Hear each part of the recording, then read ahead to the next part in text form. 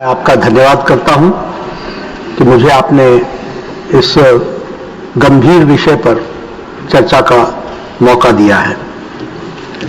जब ये सदन शुरू हुआ था 21 जुलाई को, तो उस समय भी मैंने नेता प्रतिपक्ष को कहा था कि हम यानी सरकार ऑपरेशन सिंदूर पर चर्चा करने के लिए तैयार है, पहलगाम अटैक पर चर्चा करने के लिए तैयार है और उसकी हर बारीकियों पर जाने के लिए तैयार है।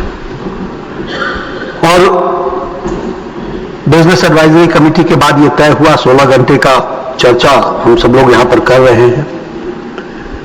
पहलगाम घटना, दुर्घटना, यह बहुत ही हृदय विदारक है, दुखदाई है, मानवता को झकझोर देने वाली है और जितनी भी निंदा की जाए वो कम है। यह निंदनीय है और हम सब लोग एक स्वर से उस घटना की निंदा करते हैं। हमें मालूम है कि 25 भारतीय और एक नेपाली सिटीजन उस घटना में उनकी जीवन लीला समाप्त हुई। घटना ऐसी कठोर थी जो किसी को भी बर्दाश्त और उसकी कल्पना करना भी बहुत दुर्भर हो रहा है। और इसलिए हम सब लोग जहां इस घटना का पुरजोर निंदा करते हैं, वहीं हम यह भी बताना चाहते हैं कि हमारी संवेदनशील सरकार के गृह मंत्री, घटना दोपहर की है और शाम 5 बजे वो जम्मू कश्मीर के श्रीनगर में पहुंच चुके थे और साथ ही साथ हमारे प्रधानमंत्री जो सऊदी अरेबिया में थे, उन्होंने अपना विजिट को कट शॉर्ट करके रात को ही वहां से चल करके प्रातः वो यहां आकर के उन्होंने कैबिनेट कमेटी फॉर सिक्योरिटी और उसकी डिटेल्स की वर्कआउट करने के लिए 23 तारीख को बैठक की। यह सिर्फ मैं इसलिए उद्धृत कर रहा हूं कि मैं ये बताना चाहता हूं कि यह सरकार संवेदनशील, सेंसिटिव गवर्नमेंट है और उसी तरीके से उसकी सारी स्ट्रैटेजी, प्लानिंग, आगे किस तरीके से उसको, किस तरीके से हम एक्शन में आना है, इस सब चीज की बारीकियों की चर्चा हम कर रहे थे। जब ये चर्चा के बहुत से विस्तृत विषयों के बारे में कल प्रधानमंत्री जी ने बहुत विस्तार से लोकसभा के अंदर रखा है, जो सारे देश ने सुना है और सारे देश ने जाना है। कल गृह मंत्री ने भी बहुत से आयामों पर प्रकाश डाला है और विदेश मंत्री जी ने भी आज उसके बहुत से पक्षों के बारे में चर्चा की है, इसलिए मैं उसको रिपीट नहीं करूंगा। वो उस विभाग के मंत्री होने के नाते जिम्मेवार तरीके से देश के सामने इस संसद के माध्यम से उन्होंने रखा है। लेकिन मैं एक बात जरूर बताना चाहता हूं और वो एक सीरियस थॉट के साथ हमको लेना चाहिए। यह जरूर है कि सारी घटना में जो रोल हमारे जांबाज फौज ने किया, जो रोल हमारी पुलिस ने किया, जो रोल हमारी आर्मी ने किया, उसको देश नमन होकर के उनके प्रति आदर के साथ किया। लेकिन मैं इस हाउस के माध्यम से देश को यह बताना चाहता हूं कि पॉलिटिकल लीडरशिप बहुत महत्वपूर्ण होती है, क्योंकि फौज को आदेश पॉलिटिकल लीडरशिप देती है और इसलिए there is a difference between a responsible government, a responsive government, a sensitive government, a proactive government and a government which responds according to the need of the hour। और एक दूसरी government भी होती है, क्योंकि पॉलिटिकल लीडरशिप का सवाल होता है उपसभापति जी, जिसे हम इनएक्टिव गवर्नमेंट कहते हैं, ल्यूकवार्म एटीट्यूड वाले गवर्नमेंट कहते हैं, non reactive, non responsive government कहते हैं। और इस अंतर को समझने के लिए सिर्फ पहलगाम की एक घटना को आइसोलेशन में देखने से शायद हम देश के साथ और इस नैरेटिव के साथ हम अन्याय करेंगे। हमको इसको संपूर्णता में देखना पड़ेगा और संपूर्णता में देखना पड़ेगा तो इसको दो फेजेस में देखना पड़ेगा। एक फेज है from 2004 to 2014, one type of set of leadership, और एक फेज है फ्रॉम 2014 to 2025। हमको इस दो फेजेस में इसको समझने की जरूरत है, क्योंकि आपने कहा था कि पहलगाम पर चर्चा हो, मैं इसकी डिटेल में आपके साथ चर्चा करना चाहता हूं। मैं बताना चाहता हूं कि अगर हम बात करें 2004 से 2014, मैं 2014 से 2025 के बारे में बाद में आएंगे, क्योंकि ब्लैक पिक्चर दिखाने से व्हाइट पिक्चर समझ में आती है। अमावस्या को दिखाने से ही पूर्णमासी का समझ में आता है।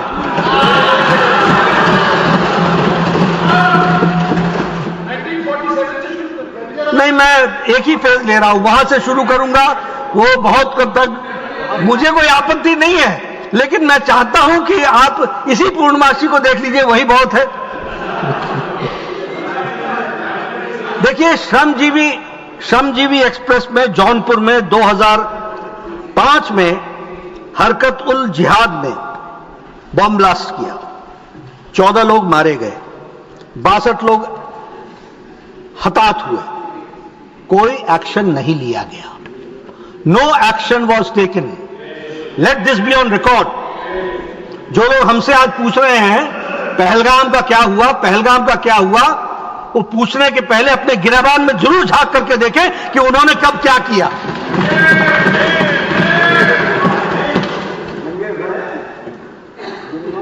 इन्होंने क्या किया?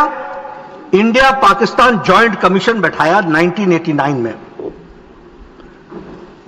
और met under the co-chairmanship of two foreign ministers in Islamabad on October 4, 2005, Shri Natwar Singh of India and Mahmood Kasuri from Pakistan, to establish technical level of working groups.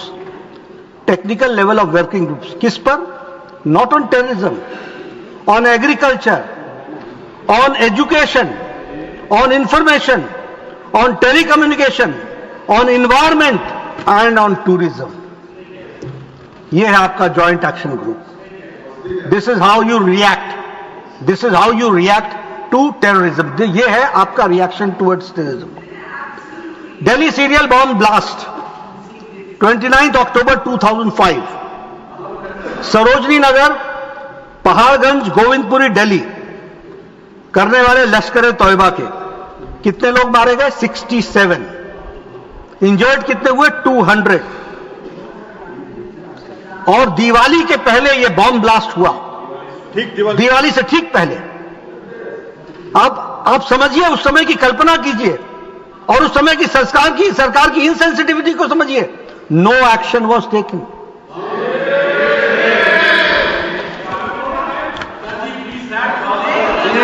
Please. March 7, 2006, Sankat Mochan temple, Varanasi cantonment और railway station पर attack किया हरकत उल जिहाद ने। मरने वालों की संख्या 28, हताहत हुए 100। No action was taken. Mumbai train bomb blast 11 जुलाई 2006। उन्होंने इंडियन मुजाहिदीन ने लश्कर ए तौयबा के साथ सहयोग करके इसको अटैक को किया। How many killed? 209, 209 लोग और 700 लोग हताहत हुए। इसके बाद एक जॉइंट एंटी टेररिज्म मैकेनिज्म बनाया गया और इसमें बनाने में, जिसमें स्टेट पॉलिसी ऑफ टेररिज्म कैसे बनेगा इसको तय किया गया। और यह मैकेनिज्म 2 महीने बाद इसकी मीटिंग हुई और 7 महीने बाद इसकी दूसरी मीटिंग हुई। No action was taken. और सबसे बड़ी बात कि हमले भी होते रहे और पाकिस्तान के साथ ट्रेड भी चलता रहा, टूरिज्म भी चलता रहा, टेलीकम्युनिकेशन भी चलता रहा, एग्रीकल्चर भी चलता रहा, बातचीत भी चलती रही। थार एक्सप्रेस में 18 फरवरी 2006 को वो शुरू हो गई। शिपिंग सेक्टर में इंडिया और Pakistan signed revise shipping protocol इन 2006। यह घटना के बाद की घटना बता रहा हूं मैं, कैसे आपने किस तरीके से पाकिस्तान के साथ आपने डील किया है उसकी मैं एक सच्चाई रख रहा हूं। अटैक हुआ 2007 में, serial bomb blast in Gorakhpur Uttar Pradesh. हरकत उल जिहाद ने किया, 11 लोग मारे गए। 2007 में ही सीरियल बॉम्ब ब्लास्ट हुआ एक साथ लखनऊ, अयोध्या और वाराणसी। हरकत उल जिहाद ने और इंडियन मुजाहिदीन ने किया। उसी तरीके से 1 अक्टूबर 2007 को आपने, ये 2007 की घटना के बाद आपने दोनों साइड से वाघा बॉर्डर और अटारी बॉर्डर से आपने गुड्स कैरियर्स को जाने की परमिशन दे दी। ये बोनस में दिया। एयर सर्विसेज की एग्रीमेंट को इंडिया और पाकिस्तान ने साइन किया। 12 फ्लाइट्स को 28 फ्लाइट्स में कन्वर्ट किया। आप सिर्फ अपीज करते रहे और कहीं भी टेरर के नाम पर आपने प्रेशर नहीं पाकिस्तान पर दिया। ये मैं इसलिए आपको ये याद दिलाना चाह रहा हूं क्योंकि आपको पूर्णमासी तब समझ में आएगी जब आप अमावस्या के दिनों को जानेंगे कि आज मोदी जी की गवर्नमेंट ने क्या क्या किया है, किस तरीके से एक्शन लिया है, इस बात को समझेंगे। 31 दिसंबर 2008 को रामपुर में सीआरपीएफ के कैंप पर हमला हुआ। वहां एक शहाबुद्दीन नाम का एक आतंकी जो पकड़ा गया था, लाइफ कन्विक्ट था, उसको उत्तर प्रदेश की सरकार ने छुड़ाने के लिए तय किया और छुड़ाने के ऑर्डर दिए। इलाहाबाद हाई कोर्ट ने मना किया, you can't do it. Appeasement की हद कहां तक पहुंच गई यह भी हमको समझ लेना चाहिए। जयपुर का बॉम्ब ब्लास्ट 13 मई 2008, place of attack multiple locations in Jaipur. Indian Mujahideen इसमें इन्वॉल्व थी। 71 people were killed and 185 injured. और इसके बाद क्या हुआ 2008 में, इंडिया और Pakistan agreed on a set of specific Kashmir specific confidence building measures. हम कॉन्फिडेंस बिल्डिंग मेजर्स पर चले रहे, वो हमारे को गोलियों से भूनते रहे और हम बिरयानी खिलाने चले रहे।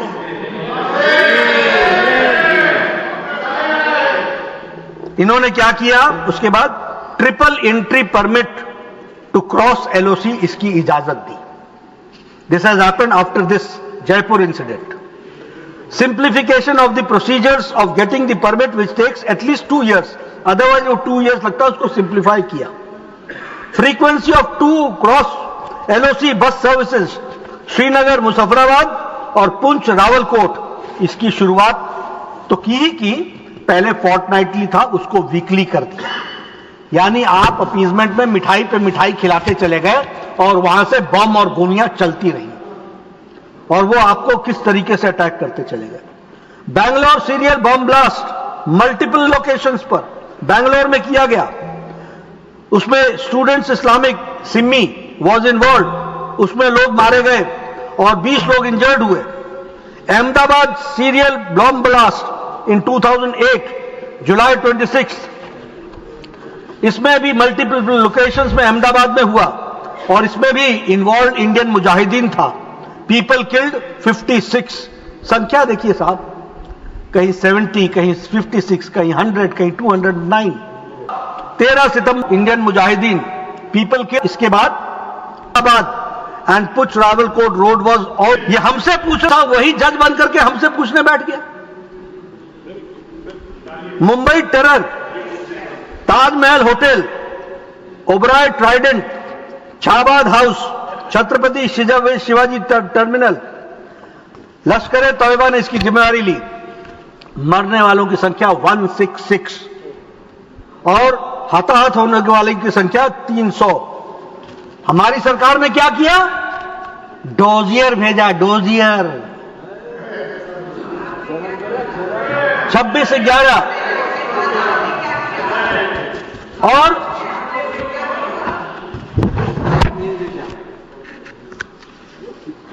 और सीनियर मोस्ट ऑफिशियल्स ने क्या उत्तर दिया, what was their answer, it is on record that the then senior most, जिसके बारे में आदरणीय विदेश मंत्री जी ने उस स्टेटमेंट को पढ़ा है, मैं उसका ऑब्जर्वेशन बता रहा हूं. It is on record that the senior most officials of the government, whether the foreign secretary or the NSA, took this decision not to hit back Pakistan. Not to hit back Pakistan. इसलिए मैं बोलता हूं, फौजें वही थी, army वही थी, police वही थी, नेता का पॉलिटिकल विल नहीं था, पॉलिटिकल पार्टी का पॉलिटिकल विल नहीं था.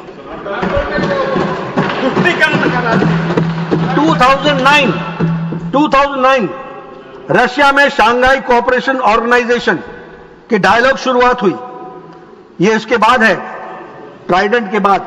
और हमारे विदेश मंत्री जी ने इससे पहले स्टेटमेंट में बताया है कि 2009 में 2008 में घटना घटी थी, 3 महीने बाद 2009 के जनवरी फरवरी में शायद ब्रिक्स में जिक्र तक नहीं हुआ इतने बड़े अटैक का.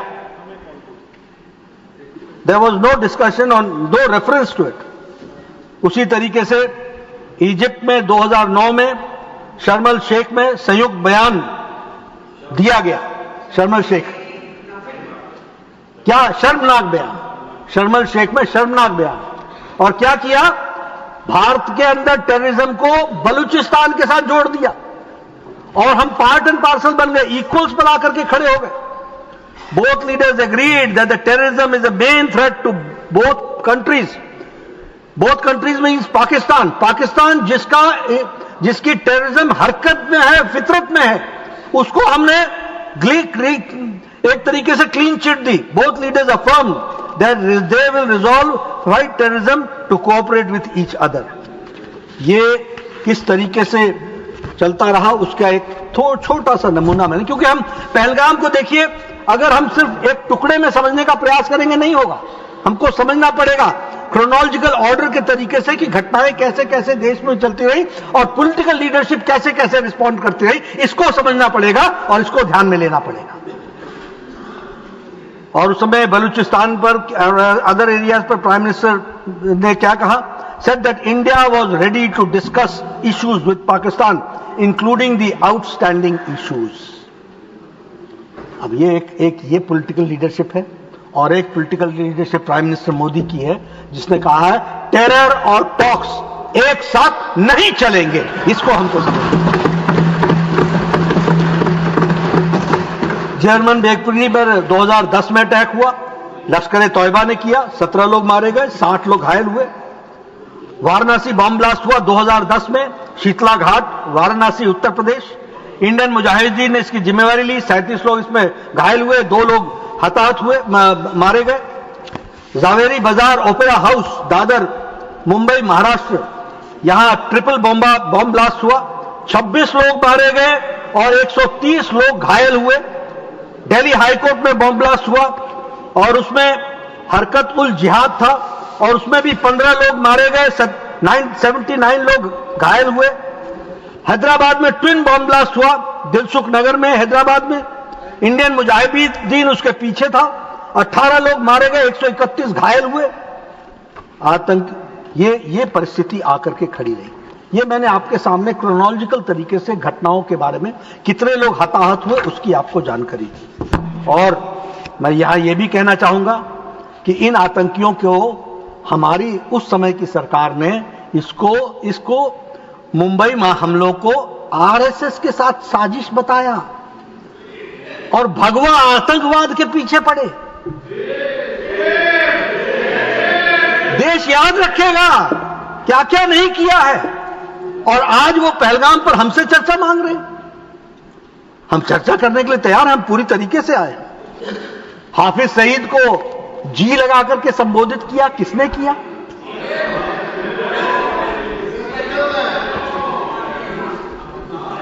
हमारे पूर्व रक्षा मंत्री, उनका स्टेटमेंट पढ़ता हूं हाउस के अंदर.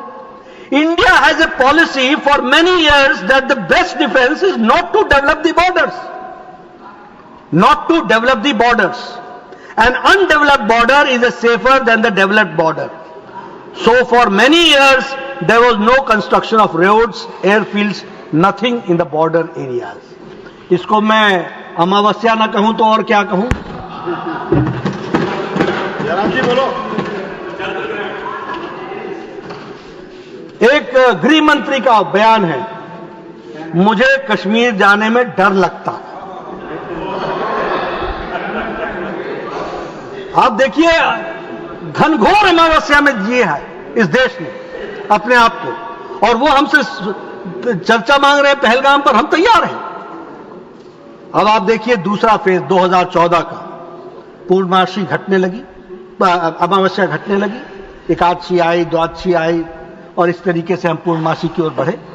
2014 में पूरे देश में, और मैं ऑन रिकॉर्ड बोलना चाहता हूं, गृह मंत्री जी आएंगे, वो भी अपने बयान में सारी बात डिटेल में रखेंगे, लेकिन अदर देन जम्मू कश्मीर सारे देश में टेररिस्ट अटैक बंद हो गए हैं। इस बात को हमको समझ लेना चाहिए। Only in Jammu Kashmir left, सारे देश में। नहीं तो कभी हैदराबाद, कभी मुंबई, कभी वाराणसी, कभी कोलकाता, कभी बेंगलुरु, कभी कौन सा देश बचा था, हर एक जगह bomb blast, bomb blast, bomb blast. Delhi एक नहीं 3-3 बार हो गया इस 10 साल के अंदर, 10 इयर्स के अंदर, from 2004 to 2014 3 times। Delhi national capital, Pune में हुआ था, पुणे में, तो हर एक जगह। अब देखिए, except Jammu Kashmir, no incident of violence of terrorism has taken place from 2014 to 2025 till date। 2004 में टेरर इंसिडेंट्स 2004 से 14 7,217, और विच हैज 2015 से 2025 2,150। कहां 75,000 और 7,000, 80% का रिडक्शन हुआ है। हम हिसाब दे रहे हैं, हम चर्चा कर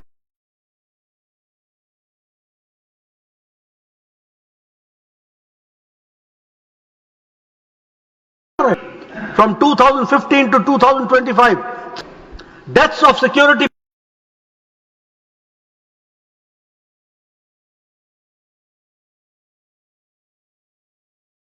personnel, 2015 to 2025 542, reduction is 49%।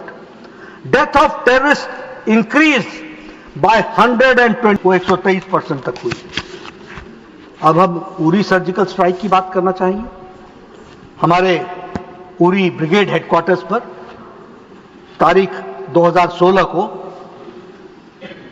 Jaish e Mohammad के लोग आए, कमांडर्स आए, और उन्होंने 19 सोल्जर्स की हताहत की, 19 सोल्जर्स। मैं इसको ऑन रिकॉर्ड लाना चाहता हूं, इसीलिए मैं कह रहा हूं, आर्मी तब भी थी और आर्मी आज भी है, फौज तब भी थी, आज भी है, पॉलिटिकल लीडरशिप अलग थी। It is for the first time after 1947 that the Indian prime minister came on record, और एक प्राइम मिनिस्टर ने क्या कहा, उरी हमले के पीछे के लोगों को बख्शा नहीं जाएगा।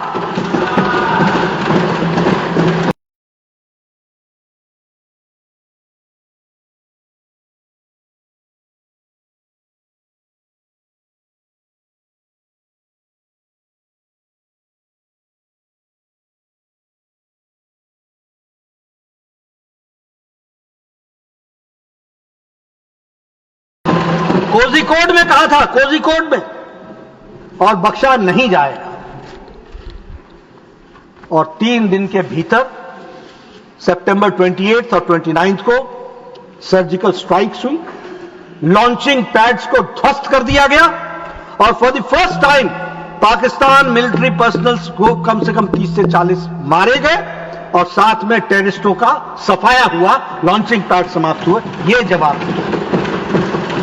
यह है पूर्णमासी, यह है बदलता भारत, यह है मोदी जी का नेतृत्व, और यह है ट्रांसपेरेंसी।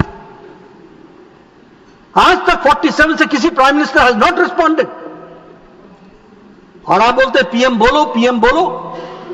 पीएम जब बोलते हैं तो दुनिया को जवाब देते हैं, देश को तो देते ही हैं। बालाकोट एयर स्ट्राइक, जैश ए मोहम्मद ने उसकी जिम्मेवारी ली, explosive laden on a vehicle, जिसने हमारे सीआरपीएफ के 40 लोगों को जाने गई। प्रधानमंत्री मोदी जी ने यहां पालम एयरपोर्ट पर सबको श्रद्धांजलि भी दी थी, और उसके बाद एक वक्तव्य दिया था। वक्तव्य क्या था, पाकिस्तान ने एक बहुत बड़ी गलती कर दी है और इसका उसको खमियाजा भुगतना पड़ेगा। See the political will, see the political will.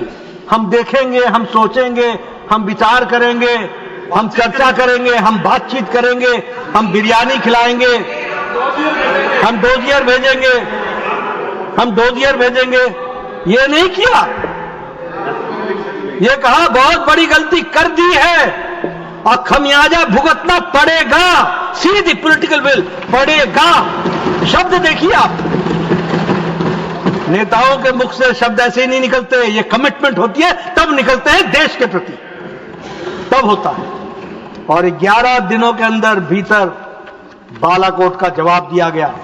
70 kilometre अंदर घुसकर थे, उनको हम लोगों ने ध्वस्त किया।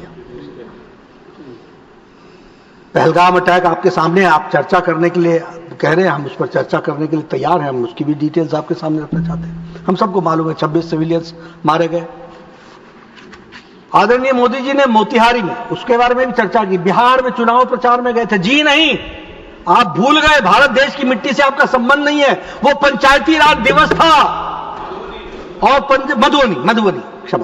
मधुबनी पंचायती राज दिवस था। भारत के प्रधानमंत्री हर साल, इसी साल नहीं, हर साल पंचायती राज दिवस अपने पंचायत के सदस्यों के साथ, चुने हुए सदस्यों के साथ मनाते हैं, हर साल, एवरी ईयर।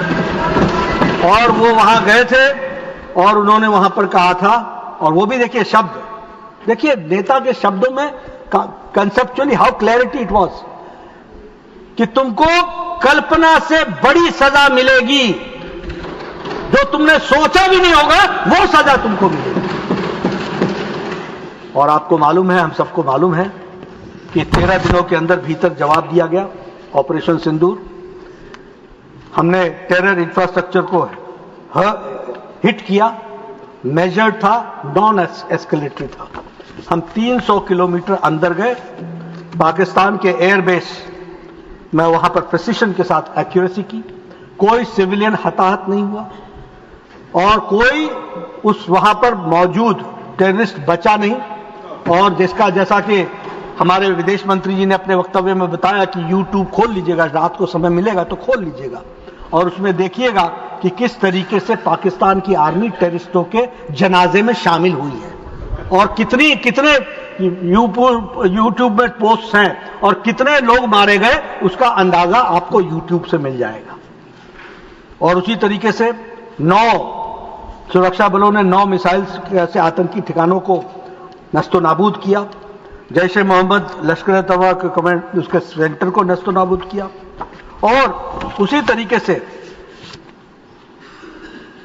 हमारे जैश ए मोहम्मद, लश्कर तैयबा और हिजबुल मुजाहिदीन, इन तीनों के ठिकानों को नष्ट किया गया। भागलपुर, मरकज तैयबा, नौरोवाल, सियालकोट, बरनाला, इन सबको ध्वस्त किया गया। कोटली, मुजफ्फराबाद, 22 मिनट में अप्रैल 22 का बदला ले लिया। इस बात को भी हमको समझना। नेवर इन द हिस्ट्री, कभी भी, ऑन रिकॉर्ड बोल रहा हूं मैं, कभी भी किसी भी सरकार ने इस तरीके से पाकिस्तान को जवाब नहीं दिया जो ऑपरेशन सिंदूर के बाद प्रधानमंत्री ने 22 मिनट के अंदर। और हम देखते हैं कि इस अटैक के बाद उन्होंने हमारे लगभग 1000 के आसपास उन्होंने ड्रोन्स और मिसाइल्स हमारे ऊपर छोड़े, 1000 के आसपास। और ये भारत की फौज को मैं सलाम करता हूं कि एक भी सिविलियन हताहत नहीं हुआ और हमने सारे के सारे नस्तनाबूद किए उनका। लेकिन हमने उनकी हवाई सुरक्षा प्रणालियों को निष्क्रिय कर दिया, सैन्य संपत्तियों को नष्ट किया और 11 एयर बेसिस को उसको हम लोगों ने डैमेज कर दिया। Pasrur, Arifwala, Chaklala, Rafiqui, Murid airport, Sukkur airport, Rahim Yar Khan airport, Chunian airport, Sargodha airport, Bhulari airport. और ये सब कोई 200 किलोमीटर है, कोई 270 किलोमीटर है, कोई 140 किलोमीटर है, कोई 297 किलोमीटर है। आप देखिए आज इंडिया की सैन्य शक्ति का सदुपयोग करते हुए और उनके जाबाज लोगों को पूरी छूट देने के कारण, और ये पॉलिटिकल लीडरशिप नरेंद्र मोदी जी ने दिया, जिसके कारण आज उनके 11 बेस को ध्वस्त कर दिया और उसको 5 साल कम से कम एयर बेस पर पीछे। जैकोबाबाद जो 300 किलोमीटर पाकिस्तान के अंदर है, बॉर्डर से, एलओसी से। तो इस तरीके से 9-10 मई को एक ऐतिहासिक रात को जो एंगेजमेंट्स किया वो हम सबके सामने है। यही नहीं, एक तरफ आप उनके साथ ट्रीटी कर रहे थे, ट्रेड एग्रीमेंट कर रहे थे। प्रधानमंत्री मोदी जी ने क्या किया? Indus water treaty 1960 was held in abeyance. मुझे एक बात की बहुत दुख होता है कि इधर से प्रधानमंत्री जी कोई एक्शन लेते हैं और आप उधर से पूछने लगे इसको लागू कैसे करोगे? आपको लागू उसकी चिंता ज्यादा होती है, इसकी चिंता नहीं होती है कि पॉलिटिकल विल देखो कि इसको करने का निर्णय लिया गया।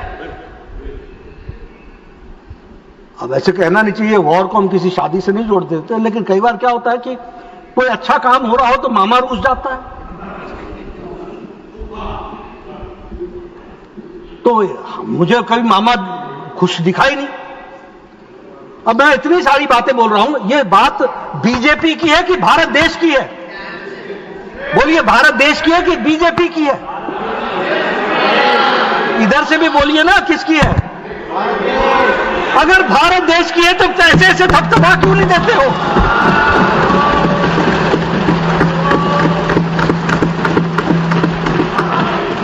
हमसे ही उधारा मांग लो, हम ही दे देंगे आपको।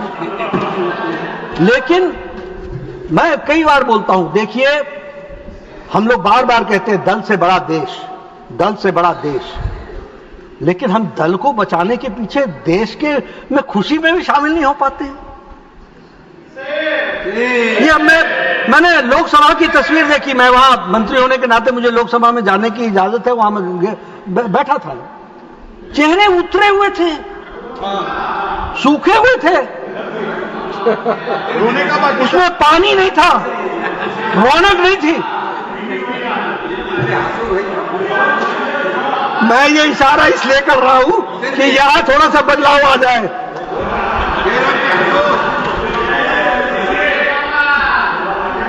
प्लीज हमने 1960 का इंडस वैली ट्रीटी को एबेंस में डाल दिया, इंटीग्रेटेड चेक पोस्ट अटारी बंद कर दिया, पाकिस्तान नेशनल्स को permission travel India SAARC visa exemption बंद कर दिया, डिफेंस, मिलिट्री और नेवल एयर एडवाइजर्स को यहां पर्सन नॉन ग्राटा घोषित करके उनको पाकिस्तान वापस भेजा, और इंटरनेशनल कम्युनिटी को हम लोगों ने पूरा का पूरा इन्फॉर्म किया, और हमने साफ कहा कि क्रॉस बॉर्डर टेररिज्म बर्दाश्त नहीं होगा, terror is to disrupt JNK economy, right to defence हमने किया। और इस तरीके से वो पुलवामा के बाद भारत सरकार ने मेजर्स अगेंस्ट पाकिस्तान लिए।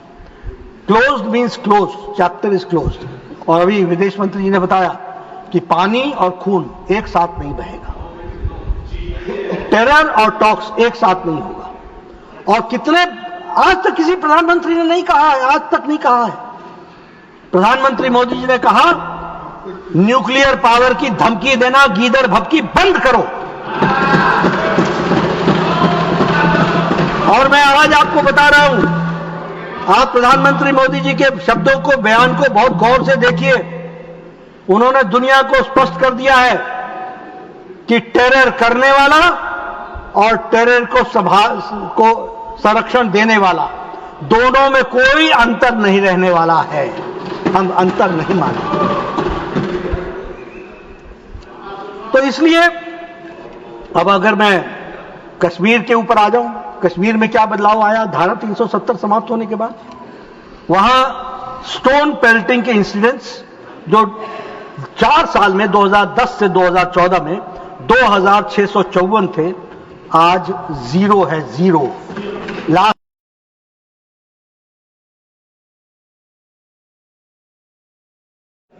आज लोकल टेररिज्म समाप्त हो गया है।